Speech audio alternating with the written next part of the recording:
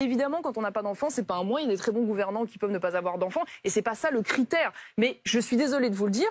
Moi, mon regard a changé, ma façon de faire la politique, et même à certains égards, ma légitimité vis-à-vis des problématiques des parents n'est pas la même à partir du moment où j'ai eu des enfants, alors que je n'en avais pas quand j'étais élue à 22 ans. Je vois pas pourquoi c'est un délire et un scandale de dire ça. Non, mais si on va un peu plus loin, quand on relit encore une fois ses propos, quand il dit « je suis assez gêné de voir tous nos politiciens ne pas avoir d'enfants », est-ce que le sous-entendu, ça n'est pas un éloge de la famille traditionnelle et donc du couple hétérosexuel?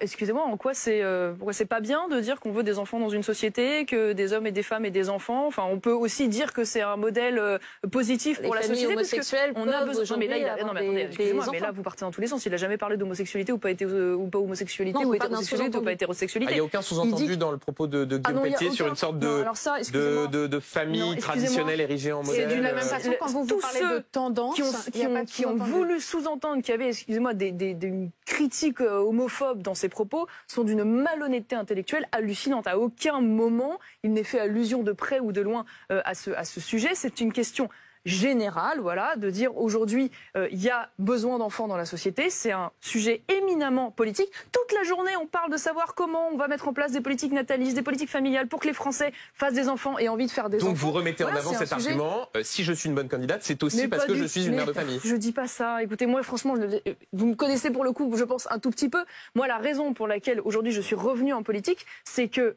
j'ai des enfants, mais pour moi, c'est pas un argument électoral, c'est mon moteur. Je vais vous le dire, franchement, je serais pas devant vous aujourd'hui si j'en avais pas. Et je dis juste que entre la jeune femme que j'étais à 22 ans sans enfants et la jeune femme que je suis aujourd'hui à 34 ans avec des enfants, je fais pas de la politique de la même manière. Je suis désolée, voilà, c'est pas ce qu'on a regardé un peu les archives. Sur LCI en 2019, vous disiez, je cite vos mots, Guillaume Pelletier, c'est le néant de la pensée politique. Ah, mais vous ressortez ça, alors que oui, c'est pas si vieux. 2019. Non, mais vous êtes, non, mais c'est pas ça, c'est que je m'en suis expliqué 850 fois pendant l'élection présidentielle. Vous avez vraiment rien à dire, sauf que là, vous ne le décrivez pas pour autant comme brillant. Pardon, je pense. Mais non, mais excusez-moi, laissez-moi finir, parce que mettez pas dans ma bouche des sous-entendus alors qu'il y en a absolument pas. Pour le coup, CNews qui a lancé cette polémique, parce que c'est Pascal Pro qui l'a lancé. Qui a lancé cette polémique. Disons que cette polémique. Guillaume Pelletier fait une interview sur CNews et Europe 1 et dans la foulée, donc, le présentateur Pascal Pro évoque, en parle et puis donc voilà, de manière extrêmement violente et tout. Et CNews a eu, pour le coup, l'honnêteté, on va dire, dans la foulée de ce débat, de faire un sondage. Il y a eu un sondage en disant, voilà, est-ce que pour vous, le fait que les politiques aient des enfants est un plus? Et oups, caramba, encore raté. La majorité disent que oui, évidemment. Donc ça paraît une évidence. Je suis désolée, moi je comprends pas cette donc, hystérie. pas choqué par cet argument.